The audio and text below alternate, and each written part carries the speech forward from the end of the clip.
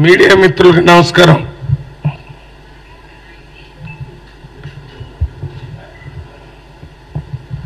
రాష్ట్రంలో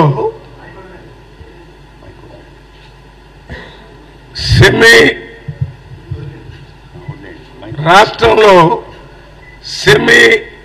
residential school పెట్టాలని ముఖ్యమంత్రి ప్రకటించి దాన్ని మేము స్వాగతిస్తున్నాం.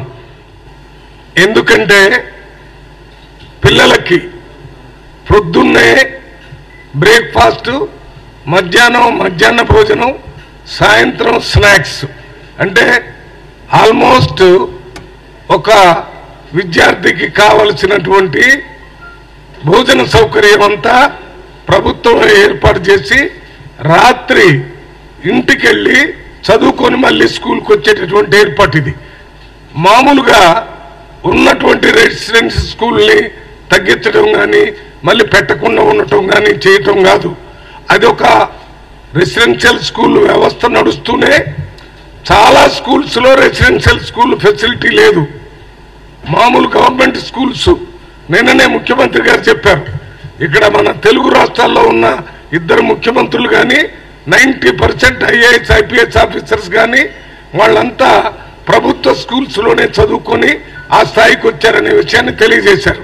ఇవాళ ఈ సెమీ రెసిడెన్షియల్ స్కూల్ పెట్టడం వల్ల గ్రామీణ ప్రాంతంలో ఉన్నటువంటి పిల్లలు, ముఖ్యంగా బడుగు బలహీన వర్గాలకు సంబంధించినటువంటి పిల్లలు స్కూలుకి వచ్చేటటువంటి నంబర్ కూడా పెరుగుతుంది. ఈ అవకాశం వల్ల ఎక్కువ మంది పిల్లలు స్కూల్కి వచ్చేటటువంటి అవకాశం ఉంది. పిల్లలు స్కూల్కి ఎక్కువ మంది రావటం వల్ల సమాజంలో మంచి పౌరులుగా ఏర్పడే అవకాశం చదువు వల్లనే ఉంది. కాబట్టి వాళ్ళందరూ కూడా స్కూల్కు రావటం, చదువుకునేటటువంటి అవకాశం జరుగుతుంది. ఇది ఒక మంచి నిర్ణయం అనుకుంటున్నాను. దీన్ని త్వరలోనే ముఖ్యమంత్రి గారు మరి దాని విధి విధానాలను ఏర్పాటు చేసి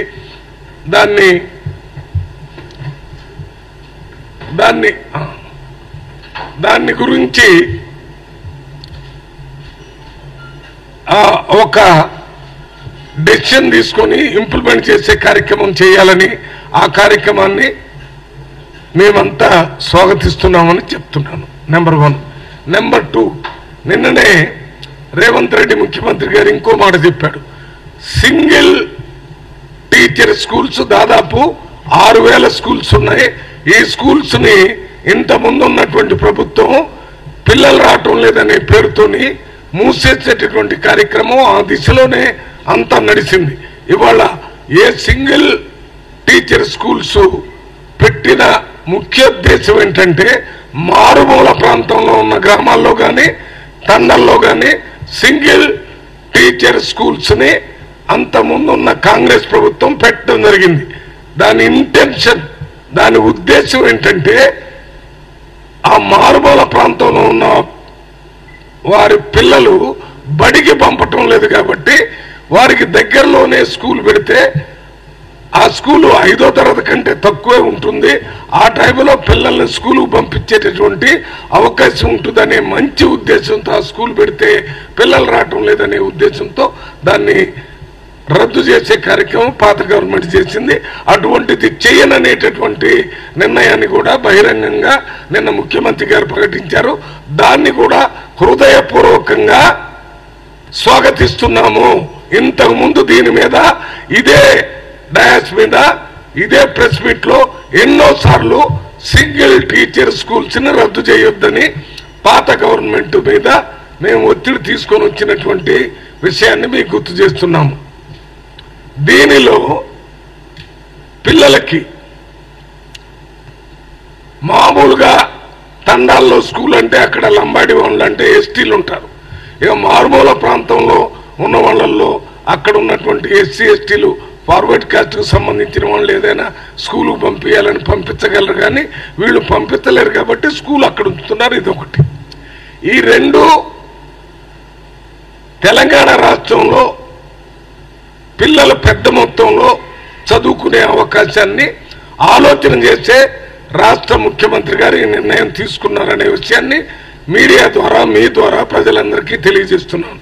నెంబర్ 1. నెంబర్ 2, 2000 కోట్ల రూపాయలతోని ఎడ్యుకేషన్ మిషన్ అని ఒకటి పెట్టి ఈ స్కూల్స్ లో ఉన్నటువంటి ఇన్ఫ్రాస్ట్రక్చర్, స్కూల్లో స్కూల్ బిల్డింగ్స్, కూర్చోటానికి కుర్చీలు, బెంచీలు, బాత్రూములు, టాయిలెట్స్, ఈ టాయిలెట్స్ బాత్రూమ్ లేకపోవటం వల్ల గర్ల్ చిల్డ్రన్ ఎక్కువ మంది చదవకుండా ఉన్నారనేది ఒక స్టడీ రిపోర్ట్ ఉంది. అవి ఇప్పుడు ఏర్పాటు చేయటం వల్ల ఎక్కువ మంది వస్తారు. ప్లే గ్రౌండ్, స్కూల్ బిల్డింగ్స్, వీటి కోసమే 2000 కోట్ల రూపాయలు స్కూలు ఎడ్యుకేషన్ కంటే ఎడ్యుకేషన్కి అలాట్ చేశారు. ఇది కూడా చాలా మంచి నిర్ణయం కాబట్టి కాంగ్రెస్ పార్టీ తరఫున సీనియర్ వైస్ ప్రెసిడెంట్గా నేను దాన్ని ప్రత్యేకంగా రేవంత్ రెడ్డి గారిని, వారి క్యాబినెట్ని, డిప్యూటీ చీఫ్ మినిస్టర్ గారిని, ఫైనాన్స్ మినిస్టర్ని నేను అభినందిస్తూ స్వాగతిస్తున్నాను. దీని ద్వారా కార్పొరేట్ స్థాయిలో స్కూల్స్ ఉండాలని, ప్రైవేట్ వ్యవస్థలో ఉన్నటువంటి స్కూల్స్ కంటే మన ప్రభుత్వ స్కూల్స్ బాగా ఉంటే ఆ ప్రైవేట్ స్కూల్స్ లో ఉన్న వాళ్ళు కూడా మన గవర్నమెంట్ స్కూల్కి వచ్చే అవకాశం ఉంది. ఒకప్పుడు ఢిల్లీలో గవర్నమెంట్ స్కూల్స్ బాగున్నాయని చెప్పారు. రానున్న కాలంలో తెలంగాణ రాష్ట్రంలో ఉన్న గవర్నమెంట్ స్కూల్స్ ని చూడాలని ఇతర రాష్ట్రం నుంచి వచ్చే అంత పెద్ద ఎత్తున ఇన్ఫ్రాస్ట్రక్చర్ డెవలప్ అవుతుంది. 200 కోట్లు కాదు, 2000 కోట్ల రూపాయలు అలాట్మెంట్ చేశారు. ఎందుకని? ఎడ్యుకేషన్ కి చాలా ప్రాముఖ్యత ఈ ప్రభుత్వం ఇస్తుంది. ప్రతి కుటుంబం, ఎస్సీల కుటుంబం కానీ, బీసీల కుటుంబం కానీ, ఎస్టీల కుటుంబం కానీ, మైనార్టీ కానీ, ఫార్వర్డ్ కానీ, రాష్ట్రంలో ఉన్న అన్ని వర్గాల ప్రజలు అభివృద్ధి పథంలో పోవాలంటే ఎడ్యుకేషనే ముఖ్యం. ఆ ఎడ్యుకేషన్ మీద రాష్ట్ర ముఖ్యమంత్రి గారు తీసుకున్నటువంటి నిర్ణయాలు 10 సంవత్సరాల్లో కేసీఆర్ గారు కానీ వారి మంత్రివర్గం తీసుకోలేదు. కానీ 2014 కంటే ముందు 2018లో ఎన్నికలప్పుడు చెప్పారు కార్పొరేట్ స్థాయిలో పేద ప్రజల పిల్లలకి గవర్నమెంట్ స్కూల్ చేస్తామన్నారు, దాన్ని మర్చిపోయారు. కానీ ఇవాళ మేము ఎన్నికల ముందు దీని మీద ఎక్కువగా మాట్లాడకపోయినా వీటి మీద మేము ప్రభుత్వం తీసుకున్నటువంటి నిర్ణయాలకి ప్రత్యేకంగా ముఖ్యమంత్రి గారికి, వారి క్యాబినెట్కి, ఉప ముఖ్యమంత్రి గారికి ధన్యవాదాలు తెలియజేయాలనే ఉద్దేశంతోనే నేను వచ్చి ఈ ప్రెస్ మీట్ పెట్టడం జరిగింది.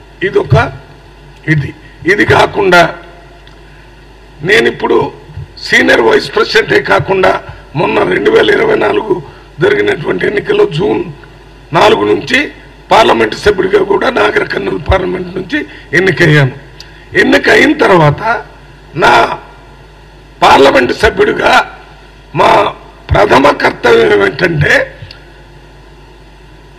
నా తెలంగాణ ఆంధ్ర 2 రాష్ట్రాల విభజన జరిగినప్పుడు విభజన హామీలు కొన్ని కేంద్ర ప్రభుత్వం విభజించేటప్పుడే ఇచ్చినాయి. ఆ విభజన హామీలు వాటిని అమలు చేయాలనే దాన్ని పార్లమెంటులో నేను మా 8 మంది ఎంపీలతో కలిసి ఈ కేంద్ర ప్రభుత్వాన్ని అడగటం చేస్తాము. అవసరమైతే పెద్ద ఎత్తున పార్లమెంటులో అడిగి హౌస్లో స్టాల్ చేసేంత వరకు ప్రయత్నం చేస్తాం. ఎందుకంటే ఇప్పటికే 10 సంవత్సరాల నుంచి ఇచ్చిన హామీలు అమలు చేయకుండా ఈ బీఆర్ఎస్ పాత ఎక్స్ చీఫ్ మినిస్టరు, వాళ్ళ ఎంపీలు, వాళ్ళ మినిస్టర్లు చేయలేదు. కాబట్టి ఇది మా ప్రథమ కర్తవ్యంగా తీసుకుంటాం. దీనికి ముఖ్యమంత్రి గారు కూడా పూర్తి స్థాయిలో ఆ కార్యక్రమాన్ని తీసుకోవాలని మాకు తెలియజేశాడు.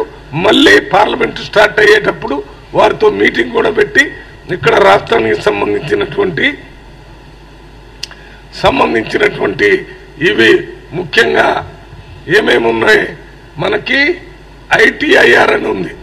ఎంప్లాయ్మెంట్ దాదాపు 50,000 మందికి ఉద్యోగాలు వస్తాయని చెప్పారు.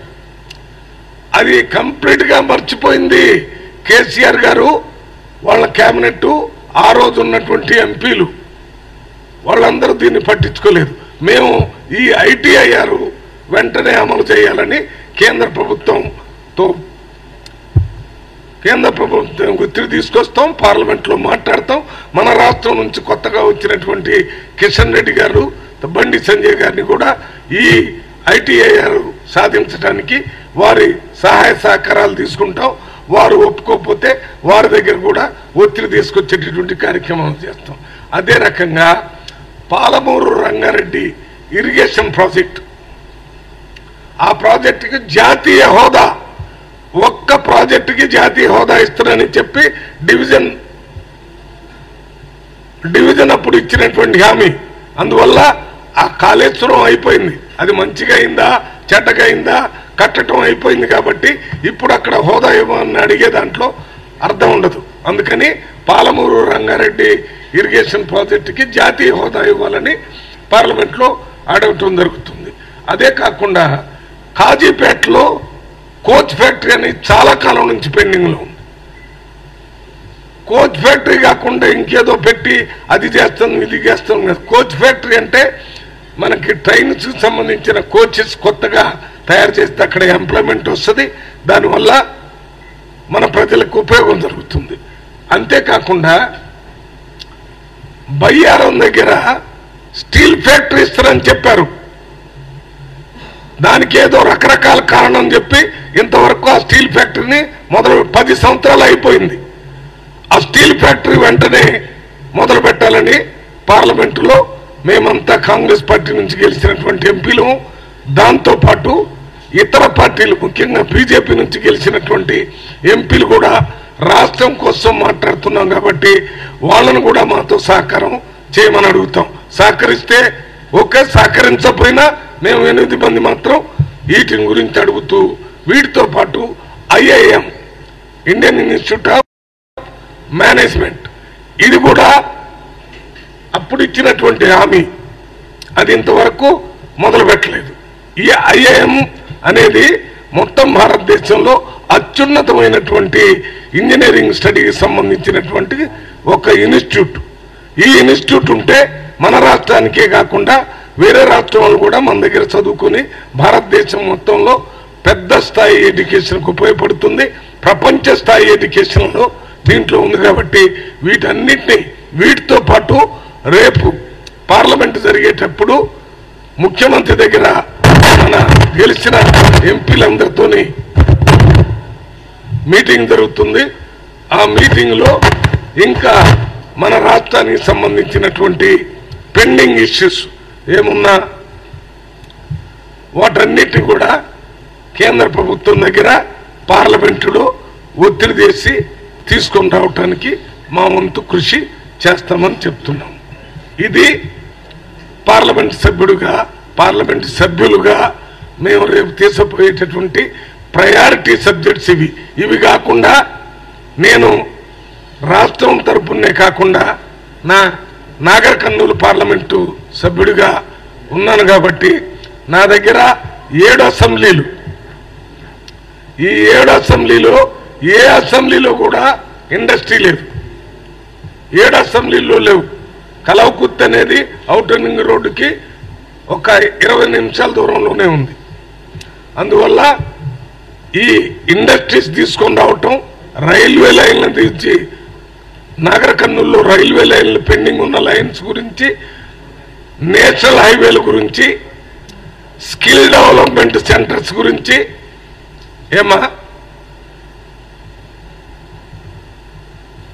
స్కిల్ డెవలప్మెంట్ సెంటర్స్ గురించి ఇప్పటికే నేను కొంతమంది స్కిల్ డెవలప్మెంట్ సెంటర్స్ వాళ్ళతో మాట్లాడి నాగర్ కర్నూలులో క్యాంపులు పెట్టి అక్కడ ఉన్నటువంటి అన్ఎంప్లాయిడ్ యూత్ని సెలెక్ట్ చేసి వాళ్ళకి ట్రైనింగ్ ఇచ్చి స్కిల్ డెవలప్మెంట్ ద్వారా ఉద్యోగాలు వచ్చేటటువంటి ఏర్పాటు కూడా చేస్తున్నాం.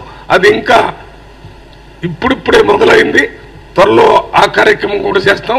కొన్ని స్కిల్ డెవలప్మెంట్ సెంటర్స్ కూడా నాగర్ కర్నూలు పార్లమెంట్లో పెట్టడానికి మేము ప్రయారిటీలు తీసుకుంటాం. ముఖ్యంగా ఎడ్యుకేషన్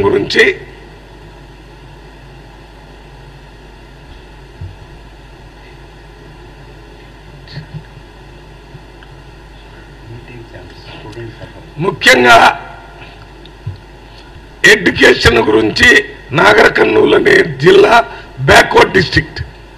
నాగర్ కర్నూలు మహబూబ్నగర్ నుంచి వచ్చింది బ్యాక్వర్డ్ డిస్ట్రిక్ట్. ఇందాక పార్లమెంట్లో మాట్లాడే దాంట్లో బ్యాక్వర్డ్ డిస్ట్రిక్ట్ డెవలప్మెంట్ ఫండ్ అని ఒకటి ఉంటుంది.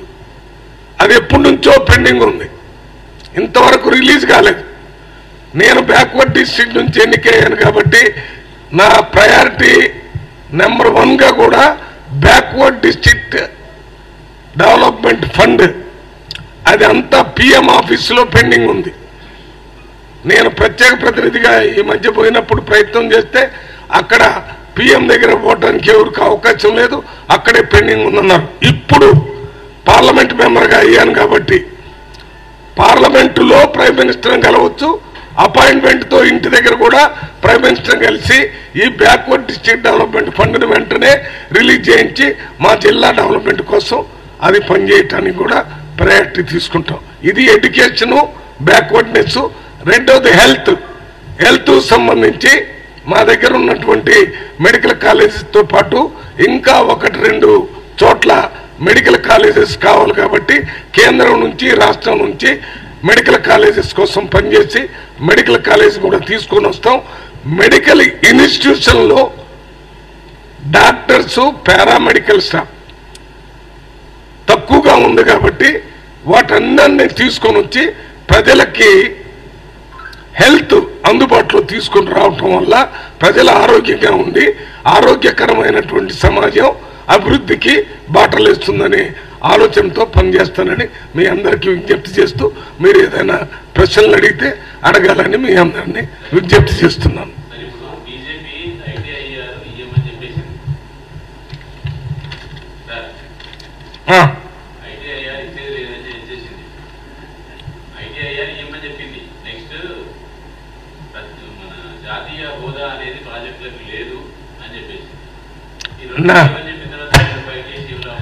అన్నా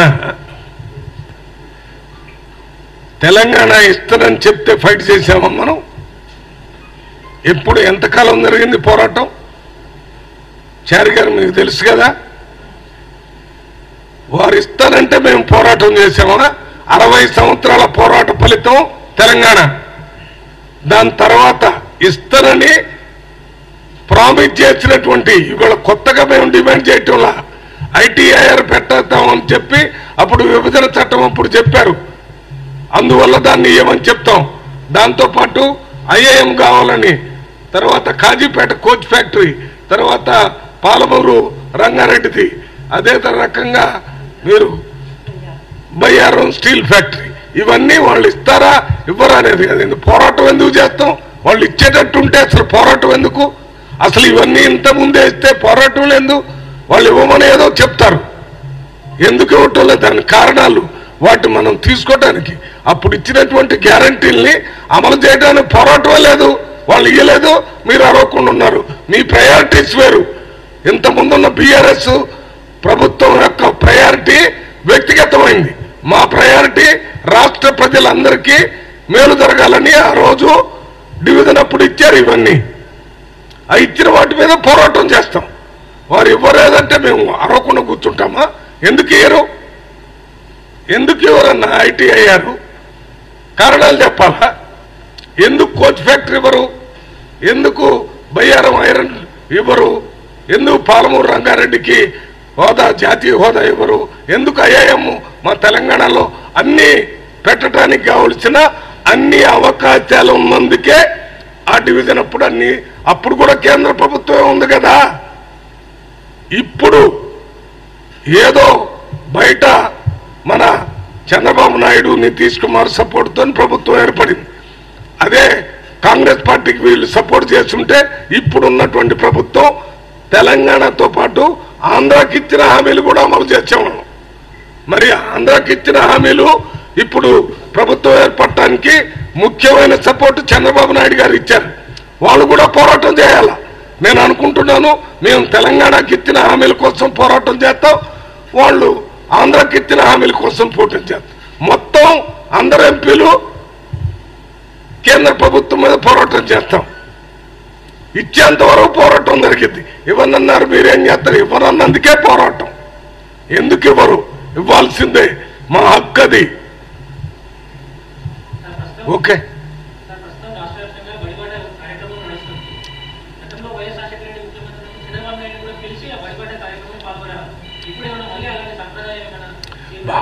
రాష్ట్రంలో ఉన్న మంత్రులు, ఎమ్మెల్యేలు, ఎంపీలు మా అందరికీ ముఖ్యమంత్రి గారు దిశానిర్దేశం చేశారు.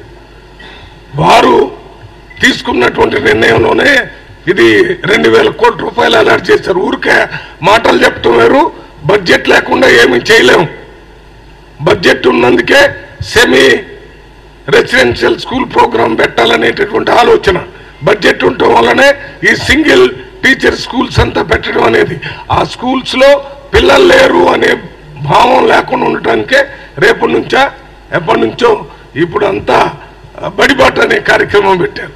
దాంట్లో ముఖ్యమంత్రి దగ్గర నుంచి, ఉప ముఖ్యమంత్రి దగ్గర నుంచి, మంత్రుల దగ్గర నుంచి, ఎంపీల దగ్గర నుంచి, ఎమ్మెల్యేల దగ్గర నుంచి అందరు కూడా ఇది చేయాలి. ఇవాళ మేము నాగర్ కర్నూలు పోతున్నాం, రేపు అచ్చపేటలో ఉంటాం.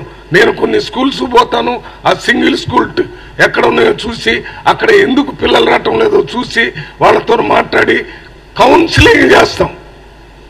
భయపెట్టడం కాదు, స్కూలుకు పంపించడం వల్ల మీ పిల్లలకి మేలు జరుగుతుంది. మీ స్కూల్లో పొద్దున బ్రేక్ఫాస్ట్ పెడతారు, మధ్యాహ్నం భోజనం పెడతారు, సాయంత్రం స్నాక్స్ పెడతారు. ఆల్మోస్ట్ మీ ఇంటి దగ్గర లేని అన్నీ అక్కడ ఉంటాయి కాబట్టి అక్కడికి పంపించండి. చదువు వస్తుంది, ఆరోగ్యకరమైన ఆహారం కూడా వస్తుందని వాళ్ళకి చెప్తాం.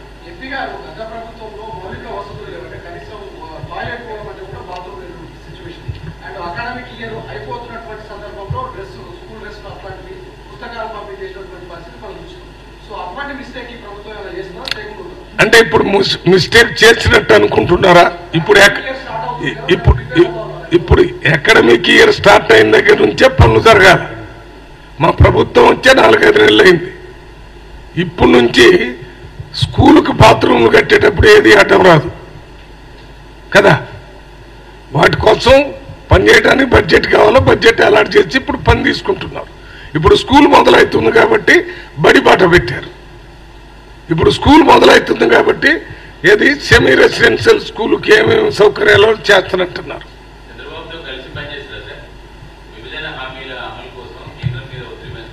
చంద్రబాబుతోనే కలిసి పనిచేయటం అంటే కామన్ పాయింట్స్ మీద వాళ్ళు అడుగుతుంటే మేము అడుగుతాం. నేను ఆంధ్రప్రదేశ్ హక్కుల కోసం నేను పోరాటం చేయను, నేను తెలంగాణ హక్కుల కోసం పోరాటం చేస్తాను. వాళ్ళు ఆంధ్ర హక్కుల కోసం, అందరూ అదే కదా చేసేది. ఆయన ప్రభుత్వంలో ఉన్నాడు కాబట్టి వాళ్ళు కూడా పాల్గొంటే వాళ్ళకి ఎక్కువ, వాళ్ళకు కూడా వస్తాయి, మాకు కూడా వస్తాయి. అందువల్ల ఆ సబ్జెక్టులో కలిసి పోరాటం చేస్తామని చెప్పాం. అంతేగాని ఆయన బీజేపీకి సపోర్ట్ చేస్తాను మీరు కూడా చేస్తారా అని అడిగినట్టుంది నాకు. మేము బీజేపీకి ఎప్పుడు చేర్చేదే లేదు. ఎందుకంటే మొత్తం ఐడియాలజీ, 2 ఐడియాలజీస్ ఉన్నాయి. ఒకటి కాంగ్రెస్ పార్టీ ఐడియాలజీ, రెండోది బీజేపీ ఐడియాలజీ. ఇవెప్పుడు రైలు పట్టాలంటే ఎప్పుడు కలిసి పనిచేయవు.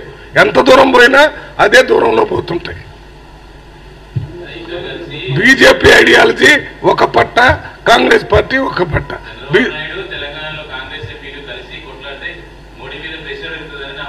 అదే నేనే చెప్తున్నాను, అది మీరు చంద్రబాబు నాయుడుకి చెప్పండి. చంద్రబాబు అది మొత్తం నా దగ్గర కాదు.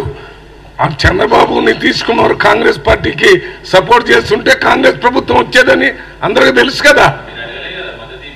చేయలేదు, ఆయన బీజేపీకి చేశాడు, అది ఆయన ఇష్టం. నేను ఇప్పుడు చంద్రబాబు నాయుడిని తప్పు పట్టడం లేదు. వారు చేస్తే మా ప్రభుత్వం వచ్చేది అని అన్నాను. వారు కూడా ఆంధ్రాకి ఇప్పుడు ఏదో రాజధాని కట్టాలనుకుంటుండు, దానికి బడ్జెట్ ఇస్తామని చెప్పారు. అప్పుడు ఆ బడ్జెట్ మొత్తం రిలీజ్ కావాలని ఆయన కూడా పోరాటం చేయాలి కదా. దాంతోపాటు వారికి ఇచ్చిన హామీలు చాలా ఉన్నాయి. ఆ హామీలు నేను ఎందుకు చెప్తాను ఇక్కడ? ఆ హామీలు వాళ్ళకి తెలుసు. హామీల కోసం వాళ్ళని పోరాటం చేయమంటున్నా. మా హామీల కోసం మేము పోరాటం చేస్తాం.